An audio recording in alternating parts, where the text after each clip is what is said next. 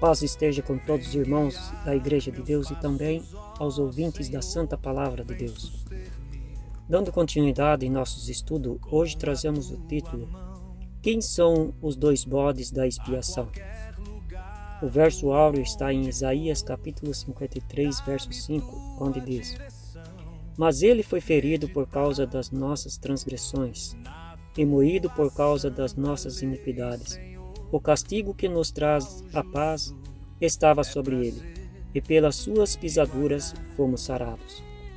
Objetivo: dar continuidade ao estudo das profecias, especialmente no que diz respeito ao sistema de purificação segundo o sacerdócio levítico, seus significados e em que tempo estas coisas se cumpriram. O estudo das profecias exige cuidados indispensáveis quanto à observância do tempo determinado para seu cumprimento. A quem foi dirigida a observância e a finalidade a que se destina? Para melhor aproveitamento, é muito importante observar o contexto da mensagem profética. No caso presente, tomamos a vida pública de Jesus, seu ministério e o cumprimento do sacrifício da expiação do 7º mês. Se Cristo não morresse, não havia remissão de pecados, pois somente Ele pode fazer a expiação do pecado e ninguém mais. E Ele é a propiciação pelos nossos pecados, e não somente pelos nossos, mas também pelos de todos o mundo. 1 João capítulo 2, verso 2. Na lição de hoje vamos falar de um assunto que tem levado muitos à interpretação errônea, pois dizem algumas teorias que um dos bodes oferecido no dia da expiação do 7º mês é uma figura de Satanás. Seria isso mesmo? Que representam ambos os bodes? Trata-se de um erro grave, e nesse estudo nós vamos ver toda a verdade sobre os animais do sacrifício e a quem representavam ambos os bodes. Era oferecido 2 bodes no santuário, e ambos eram para a expiação do pecado. O santuário era composto de 2 compartimentos e o sacerdócio entrava rotineiramente na primeira parte, chamada de Lugar Santo. O segundo compartimento era chamado de Santíssimo, porque era o lugar da presença de Deus e onde estava a Arca do Concerto. Somente o sumo sacerdote podia entrar no Santíssimo uma vez no ano e com o sangue do animal da expiação. Levítico capítulo 16, verso 2, Hebreus capítulo 9, verso 7, 24 e 25. Eram oferecidos 2 bodes no sacrifício do dia 10. O sumo sacerdote imolava uma das vítimas antes de entrar no lugar santo e aspergia o sangue sobre o altar. O outro animal era enviado vivo ao deserto para fazer expiação pelo pecado do povo. Levítico 16, verso 10. Todas estas coisas eram figura do sacrifício de Cristo. Mateus capítulo 4, verso 1. Para que era escolhido 2 bodes?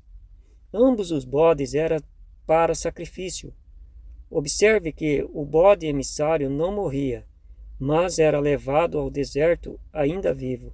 Contudo, era necessário que o animal fosse sem defeito, pois podia lhe cair a sorte de ser sacrificado, e seu sangue derramado para a aspersão do santuário e pelo povo. Em outras palavras, ambos os animais apontavam para Cristo. Como funcionava a ordem dos sacrifícios? Tomavam-se 2 bodes da congregação dos filhos de Israel para se fazer expiação com eles.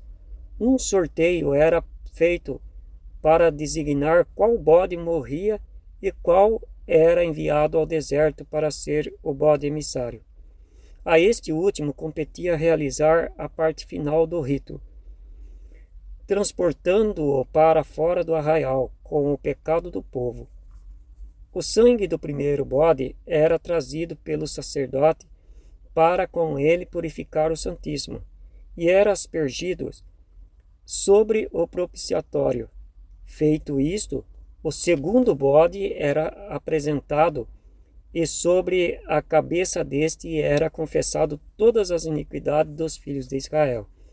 Conduzido para fora do arraial, este bode levava os pecados a uma terra solitária. Assim, aquele bode levará sobre si todas as iniquidades deles para uma região solitária. Levítico capítulo 16, verso 22. Por que nenhum dos bodes pode representar Satanás? Não se deve confundir o bode emissário com Azazel, porque ele era escolhido para expiação e para ser oferecido em sacrifício. A única coisa que o tornava diferente do outro bode é que, após lhe cair a sorte para ser bode emissário, ele se tornava símbolo de maldição. Afinal, todo animal tomado para a expiação deveria ser sem defeito. Êxodo capítulo 12, verso 5. Ambos os bodes eram escolhidos para se fazer expiação pelos pecados dos filhos de Israel. Levítico 16, verso 34. Isaías disse: com o seu conhecimento, o meu servo justo justificará muitos, e as iniquidades deles levará sobre si. Isaías 53, verso 11. Segundo Isaías, é Jesus quem levaria sobre si os pecados dos filhos de Israel. Mas o Senhor fez cair sobre ele a iniquidade de todos nós, quando ele se puser como oferta pelo pecado.